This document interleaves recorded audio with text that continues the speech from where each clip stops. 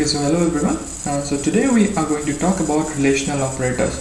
Now this group of operators help us to establish some sort of a relationship between two operands. So suppose 4 and 5, right? So two operands are there and both of them are integers. Now what kind of relationship exists in between them? So are they greater than or they are equal to each other, or they are not equal to? So this kind of result can be obtained out of the relational operators, right? So they help us in establishing a relationship, and the output is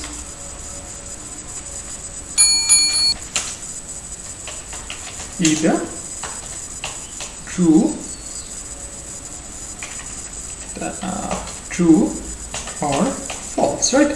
So now this is an interesting point to be noted regarding relational operator, that the output will be either true and false, right? No other output can be attained.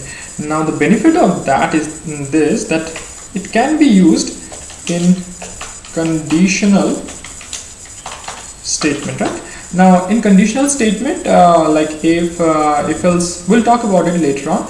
So we can use relational operator because they give us answer in either true or false, and based on that we can make some sort of a decision, right? So let's start with few of the operators. The first one is double equal to. Now we have to understand, in Python, double equal to actually is a relational operator, and it says that whether two operands are equal to each other or not, right? So if I write 5 equal to 4, right, and if I try and execute it, it will give me a false output, right? Because obviously 5 is not equal to 4.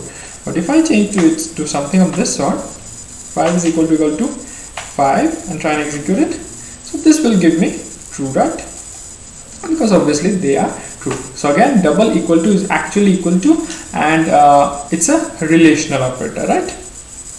Now if I want to do something else, suppose true. Now true is a boolean value, right? It's a keyword, is equal to true, right? Now let me just execute, and let me tell you why I'm doing that. So if I do that, obviously it will return me true. Now what it tells us that relational operator can also work with truth value. That means we can use a combination of operands and relational operator, right? It's not like relational operator on both the sides only one operand have to be there. No, there can be an expression on both the sides, and we can get some sort of either true or false output based on them, right? Okay, so that was about equality. So next we'll go to less than, right? So again, very basic. We already did it in our childhood classes, but still we'll see how it's done. So if I write 5 is less than 4, and if I try and execute it, obviously it will return me false. And if I do it in the opposite way, 4 is less than 5, right? So it will return me true. And if I do something of this sort, 4 is less than 4, if I do something of this sort, then obviously it will return me false, because obviously 4 is equal to 4, but it's neither less, it's neither greater, right? So does it make sense? Similarly, we can have greater than operator. So if I write 5 is greater than 4 and execute it, it will return me true. And again, if you are using Spider, then you have to write print, else it's not going to work, right? It's a Jupyter notebook, that's why direct statement still works, right? So if I execute it, it's going to return me true, right? So does it make sense? This was all about greater than operator. The next operator that we are going to use is a combination. It's called less than equal to, right? So we'll check how it works. So if I write 4 is less than equal to 5, obviously it will return me true, right? So if I write 4 is less than equal to 4, now this is something we checked in here, that okay, 4 is less than 4 will return me false. But if I use this combination operator, right, I'll comment it out. because it's getting printed every time. So if I do that, you can still see it returns true, and it is pretty obvious. Why?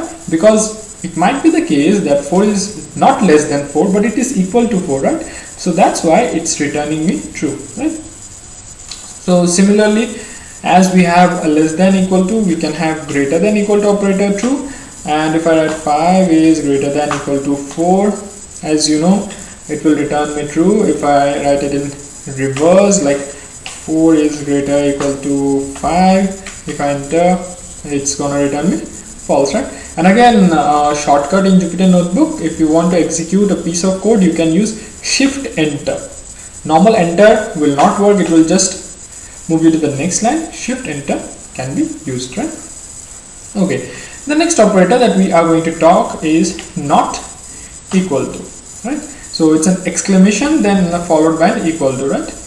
That is how you write not equal to. So if I write 5 is not equal to 5, and obviously you know it's going to return me false. But if I write 5 is not equal to 4, it's going to return me true, right? So this was all about relational operator.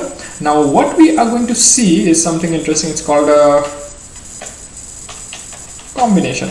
Though we'll discuss about it later on also, using different kind of an operator, but let's just see a couple of them, right? A combination of operators, right? So if I write 4 is less than 5, right? 4 is less than 5 equal to, we have used this operator, and 5 is less than 6.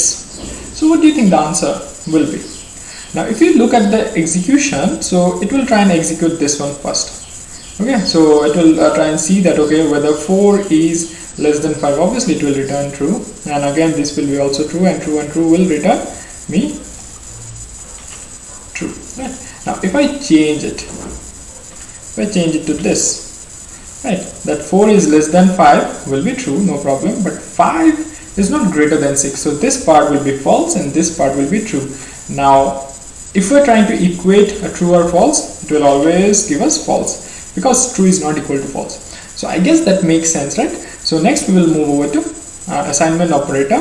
So do tune into the channel, subscribe. Thank you.